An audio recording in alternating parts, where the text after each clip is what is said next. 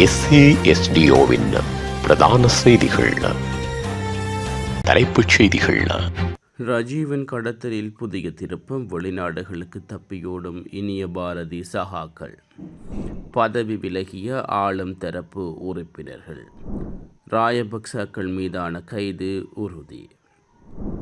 கட்டுநாயக்காவில் வெளிச்சத்துக்கு வந்த பங்களாதேஷ் பிரஜைகளின் பாரிய திட்டம்.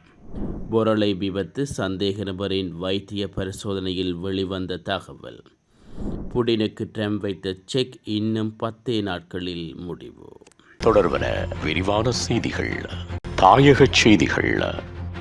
2005 தொடக்கம் 2008 மற்றும் 2009 தொடக்கம் 2014 ஆண்டு வரையான காலப்பகுதியில் ஆயுத குழுக்களின் கட்டுப்பாட்டிலிருந்து இலங்கையின் கிழக்கு மாகாணம் ஒரு கொலைக்களமாக இருந்துள்ளது.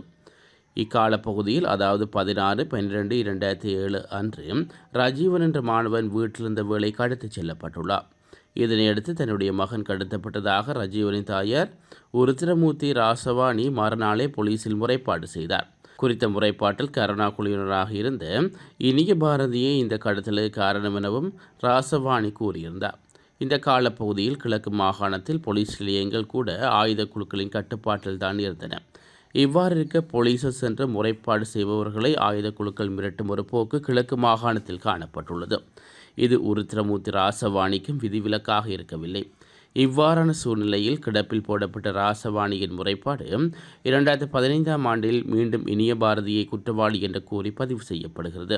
இவ்வாறு இருக்க இனிய பாரதியின் சகாக்கள் கடந்த வருடங்களில் அரபு நாடுகளுக்கு தப்பியோடியதாக ஒரு அதிர்ச்சி தகவலும் வெளியாகியுள்ளது.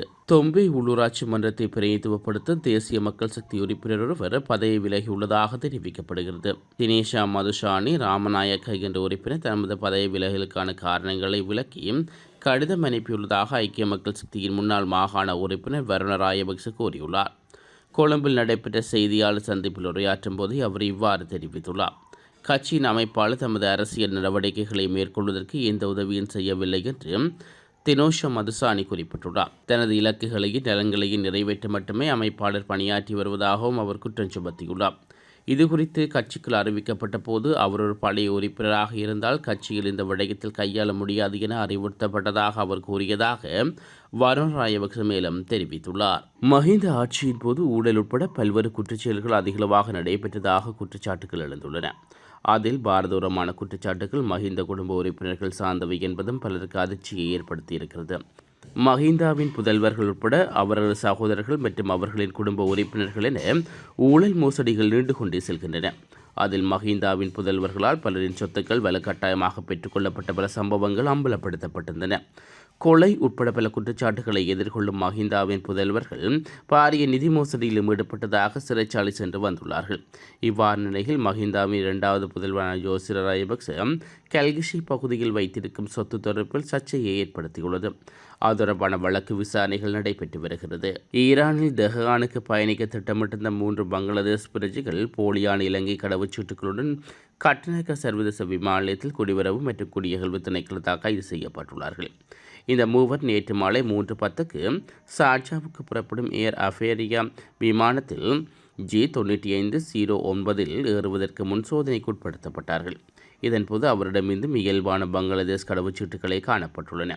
எனினும் பிஐஏயுள்ள குடிவரவு கண்காணிப்பு பிரிவில் உள்ள மேற்கொள்ளப்பட்ட சோதனையில் அவர்களது பயணப்பைகளில் போலியான இலங்கை கடவுச்சீட்டுகள் மற்றும் நாட்டுக்குள்ளே வெளியேறும் முத்திரைகள் உள்ளடங்கிய ஆவணங்கள் கண்டுபிடிக்கப்பட்டுள்ளன. மேலதிக விசாரணைகளில் இந்த மூவர் கடந்த மே மாத சுற்றுலா விசாவிலேயே நாட்டுக்கு பிரவேசித்து போலியான பயண ஆவணங்களை பயன்படுத்தி வெளிநாடு செல்ல முயல்கிறது என்று தெரிய வந்துள்ளது. அவர்கள் வழங்கிய தகவலின் அடிப்படையில் ஷார்ஜாவுக்கு பங்களாதேஷ் கடவுச்சீட்டை பயன்படுத்தி சென்று அங்கிருந்து போலி இலங்கை கடவுச்சீட்டுகளுடன் தெர்ஜானுக்கு செல்ல திட்டமிட்டிருந்ததாக கண்டறியப்பட்டுள்ளது. இவர்கள் இலங்கையில் உள்ள ஒரு உள்ளூர் முகவரிலிருந்து பெருந்தொகை பணத்தை செலுத்தி இப்போலி ஆவணங்களை பெற்றதாகவும் ஆரம்பகட்ட விசாரணைகளில் தெரிய வந்துள்ளது. இதனையடுத்து அதிகாரிகள் இவர்களை மேலதிக சட்ட நடவடிக்கைக்காக விமான நிலையத்தில் உள்ள குற்றப்புலனாய்வு திணைக்களத்திடம் ஒப்படைத்துள்ளார்கள்.